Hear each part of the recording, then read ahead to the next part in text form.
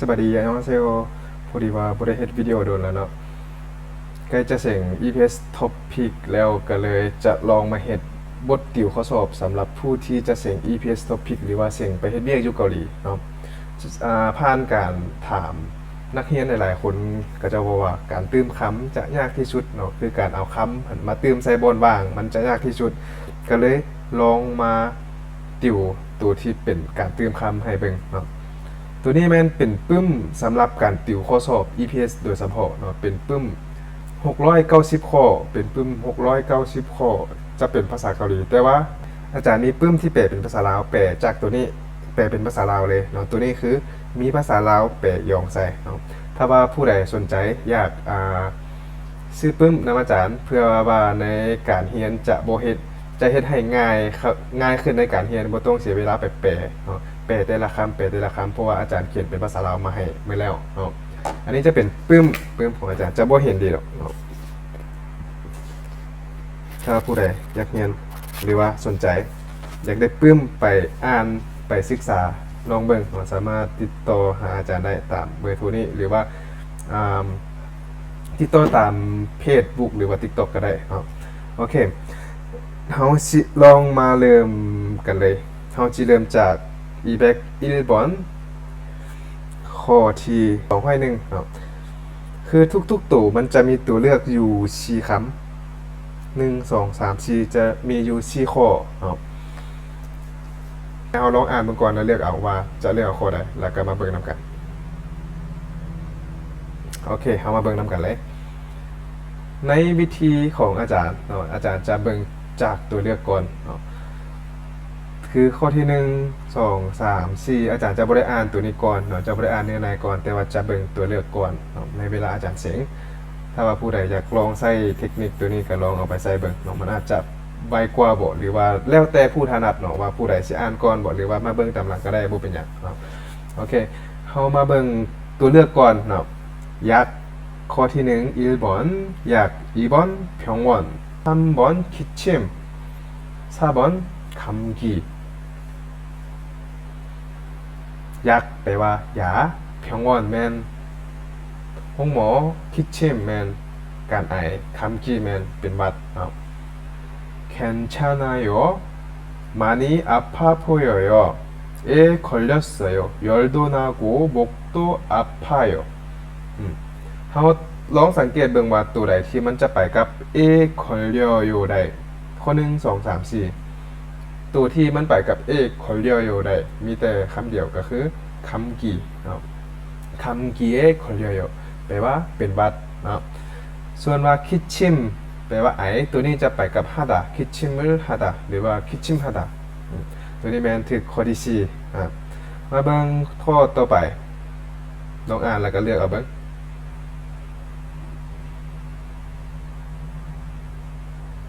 โอเคเฮามาเบิ่งตัวเลือกครับ월 연 개월 시간 월แม่นเดือน연แม่นปี개월ก็เดือน시간แม่นเวลาเนาะแล้ววันนี้อาจารย์สิอธิบายนิดนึงว่าเดือนอันนี้ก็เดือน월ก็เดือน개월ก็เดือนมันต่างกันแนวใดเนาะคือภาษาลาวเฮาก็เขียนคือกันว่าเดือน3ตัวอย่างเดือน3แล้วก็3เดือนเนาะมันต่างกันเนาะเดือน3กับ3เดือนแต่ว่าตัวภาษาเกาหลีในเวลาเขาต้องการใช้คำว่าเดือน3เขาจะใช้คำว่า wol เนาะเอาเลข3มาใส่3 wol แต่ว่าเขาอยากใช้3เดือนเขาจะใส่3 개월 อันนี้แม่นเดือน3อันนี้แม่น3เดือนเนาะคือ 개월 แม่นใช้เวลานับจำนวนเดือนโอเคมาเบิ่งกันเลยลองมาอ่านนำกัน저는 구청에서 한국말을 배웠어요.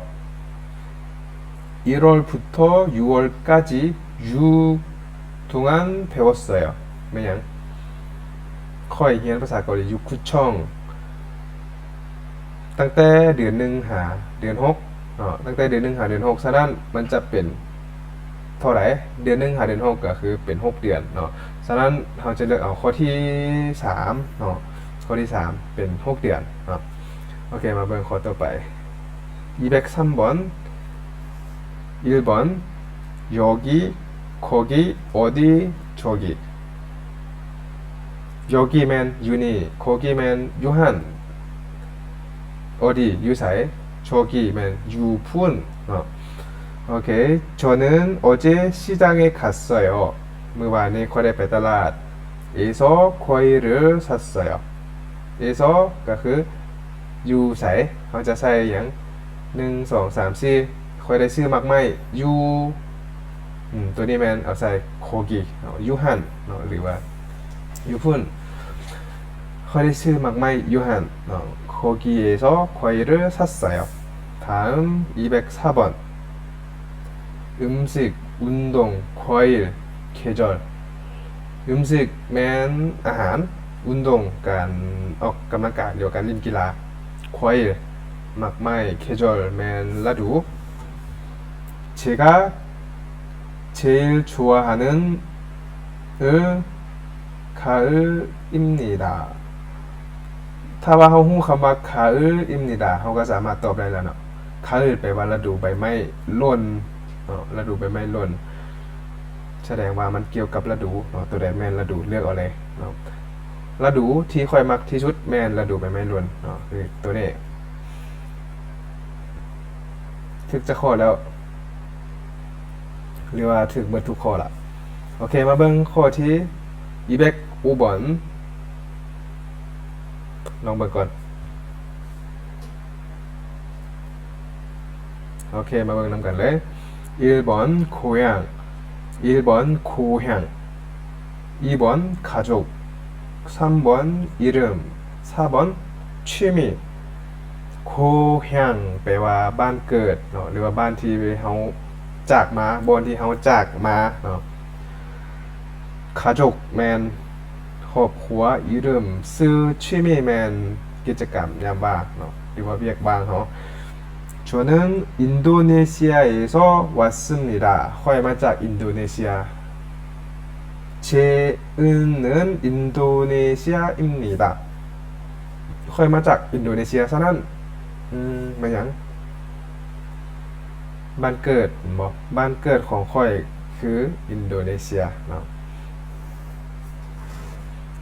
โอเค다음 번 206번 항구 공항 정류장 기차역 ตัวนี้เนาะคำว่าจงริวจังเฮาจะบ่ได้อ่านออกเสียงว่าจงริวจังจงยูจังเนาะออกยูแทนจงยูจัง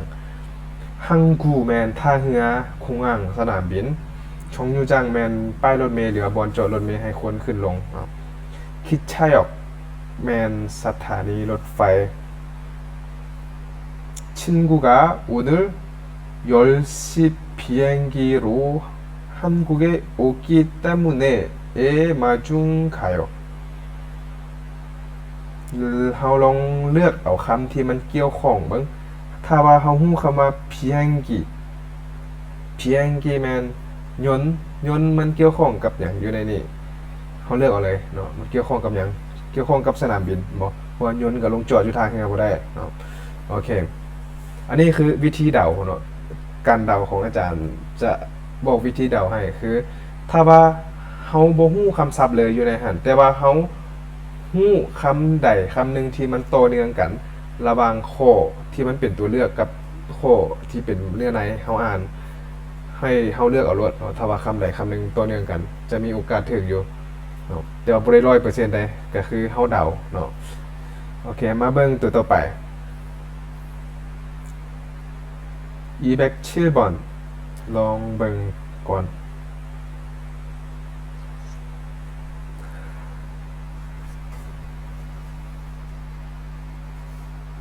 โอเคเอามาเบิ่งตัวเลือกกันเลย 1번 고기 과자 과일 식당 고기 แม่นชิ้นแปลว่าชิ้น 과자 แม่นขนมเนาะขนมหรือว่าสแน็ค과일 แม่นหมากไม้ซิกตังแม่นร้านอาหารตัวนี้คือกันเฮาลองเบิ่งอยู่ในนี่เฮาอาจจะฮู้เลยคำหนึ่งที่เกี่ยวข้องกันเฮาเลือกเอาเลยเนาะ이 이름이 뭐예요? ต้องเอาตัวใดมาใส่ซูบักอีเอโอโอเคเฮาเห็นแล้วคำที่มันเป็นคำตอบคือคำว่าซูบักแปลว่ามักโมเนาะหรือว่ามักแตงโมคำว่าซูบักมันเกี่ยวข้องหยังเกี่ยวข้องกับซีนบ่เกี่ยวข้องกับขนมบ่เกี่ยวข้องกับปักไม้บ่หรือว่าเกี่ยวข้องกับร้านอาหารบ่มันเกี่ยวข้องกับหมากไม้เฮาเลือกเอาเลยเอาคำว่าหมากไม้ขึ้นมาใส่เอาหมากไม้과일 이 과일 이름이 뭐예요? 수박이에요. 주로 여름철에 많이 먹는데 아주 달아요. 주로 แปลว่าส่วนหลายส่วนใหญ่เนาะ여름철 여름แม่นฤดูใบไม้여름แม่นฤดูร้อน철ก็คือแบบฤดูเนาะฤดูร้อน 많이 먹는데 กินหลายในฤดูร้อนมัน달아요มันหวานหลายเนาะ아주แปลว่าหลายโอเค다음번 208번 물건 등산 회의 구경โอเคลองเลือกเอาเบิ่งเอาข้อใด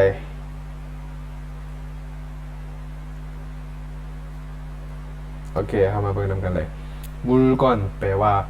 สิ่งของ등산2번 등산แม่นการปีนภูการขึ้นภู회의แปลว่าประชุมการประชุมคุกย่องแม่นการเลาะชมหรือว่าเลาะเบิ่งเนาะมาเบิ่งค่ะ시장에 가서 무엇을 샀어요? ค่ะถามว่าไปตลาดไปซื้อหยังเนาะ 아무것도 사지 않고 아무것도 사지 않고 บ่ได้ซื้อหยังเนาะมัน했어요 ตัวใดที่มันเกี่ยวข้องกับคำว่าบ่ได้ซื้อหยังเลยบ่ได้ซื้อหยังเลยก็คือมีแต่เลาะเบิ่งเนาะเลาะเบิ่งซื่อๆเนาะหรือว่าเพียงแต่เลาะเบิ่งซื่อๆเนาะเอาคำว่า구경มาใส่구경만 했어요. 다음 209번 교실 공원 화장실 기숙사 โอเคเลือกเอาข้อใด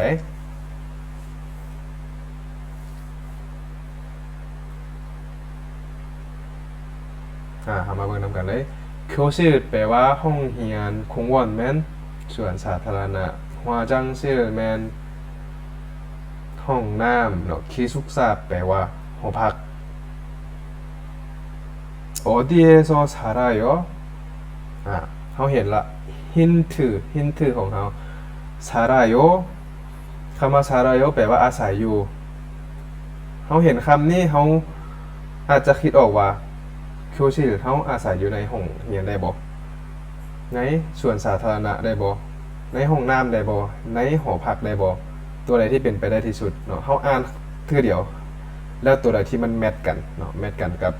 ตัวเลือกของเฮาหมายเอาเลยเนาะบ่อ่านหลายอาจารย์ว่าต้องแม่นตัวนี้เนาะลองอ่านต่อเบิ่งว่าเนี่ย직장 동료들과 함께 회사에서 살아요. 직장 แม่นบ่อนเฮ็ดเวียกเนาะอยู่ในคำว่า직장แปลว่าบ่อนเฮ็ดเวียก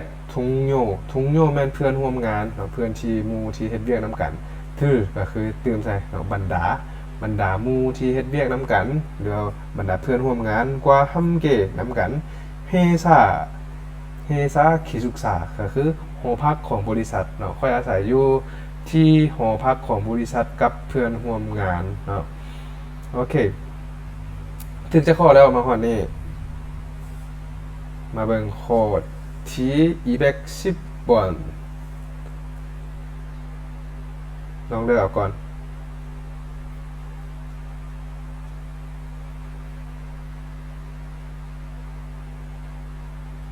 โอเค같이 볼까요? 1번 나이 2번 작년 3번 내년 4번 어제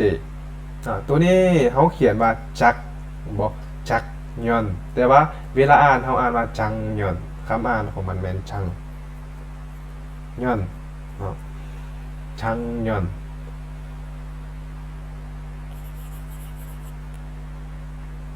นายแม่นอายุจังยอนแม่นปีกายแนยอนแม่นปีหน้าเนาะโอเจแม่นมื้อวานเลือกเอาข้อที่저는 올해 19살입니다. 올해 หรือว่า 올해 แม่นปีนี้20살입니다. ปีนี้ข้อยอายุ19จักปี19 19บ่19ปีแล้วอันนี้มัน20살แม่นอันนี้มัน20ปีปีนี้ข้อยอายุ19ปีปีหน้าข้อยอายุ20ปีเนาะเฮาเลือกอะไรเฮาเลือกเอาเลยว่าตัวใดแม่นปีหน้าบ่แน่ยอนเนาะ올해แม่นปีนี้แน่ยอนแม่นปีหน้าแล้วก็ชังยอนแปลว่าปีกายเนาะข้อต่อไป다음번 211번ลองเลือกก่อน